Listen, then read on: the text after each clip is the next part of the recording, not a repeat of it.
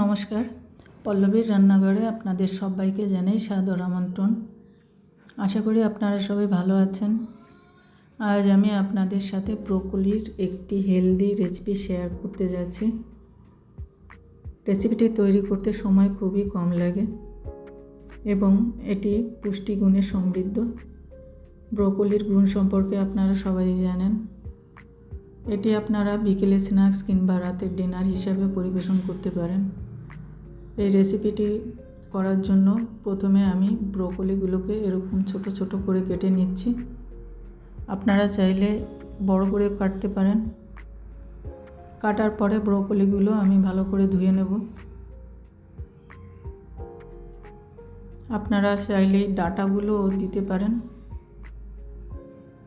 আমার ব্রোকলি কাটা হয়ে গেছে, ধুয়ে নিয়েছি। এবার আমি একটু জল গরম করে তার মধ্যে ব্রোকলিগুলোকে একটু ভাপিয়ে নেব।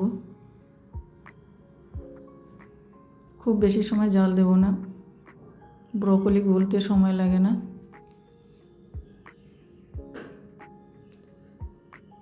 এখন আমি এর মধ্যে দিয়ে দেব সামান্য লবণ।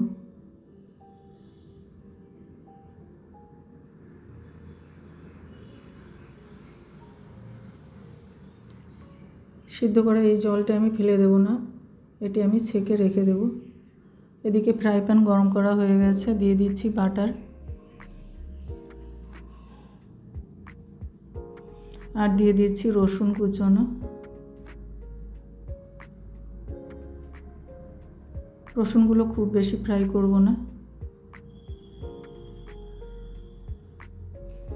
গ্যাসের ফ্লেম এখন মিডিয়াম টু লোয়ে আছে। ব্রোকলিগুলো ছেঁকে আমি এখন দিয়ে দিলাম। একটু নেড়ে চেড়ে আমি এর মধ্যে দিয়ে দেব ব্রোকলি সিদ্ধ করা জল।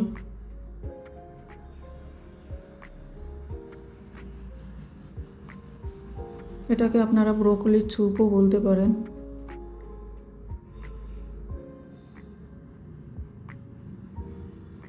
গ্যাসের ফ্লেম এখন হাইয়ে আছে। এখন দিয়ে দিচ্ছি ব্রোকলি সিদ্ধ করা জল, দিয়ে দেব সামান্য লবণ।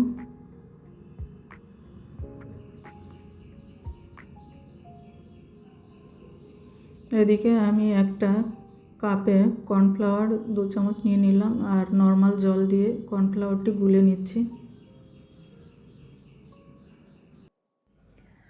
এখন এর মধ্যে দিয়ে দিচ্ছি একটি কাঁচা লঙ্কা কুচনো।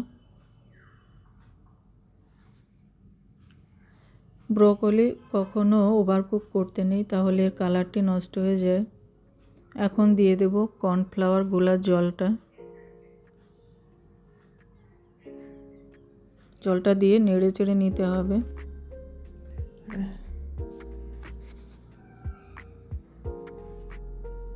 এবার দিয়ে দিচ্ছি গোলমরিচের গুঁড়ো। আপনাদের ঘরে বাচ্চা থাকলে তাহলে গোলমরিচের গুঁড়ো একটু কম দেবেন।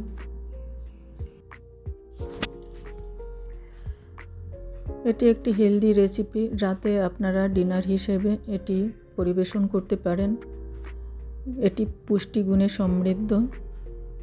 রেসিপিটি ভালো লাগলে আপনারা লাইক, কমেন্ট এবং শেয়ার করবেন প্লিজ। আর সাবস্ক্রাইব না করলে সাবস্ক্রাইব করে পাশে থাকবেন।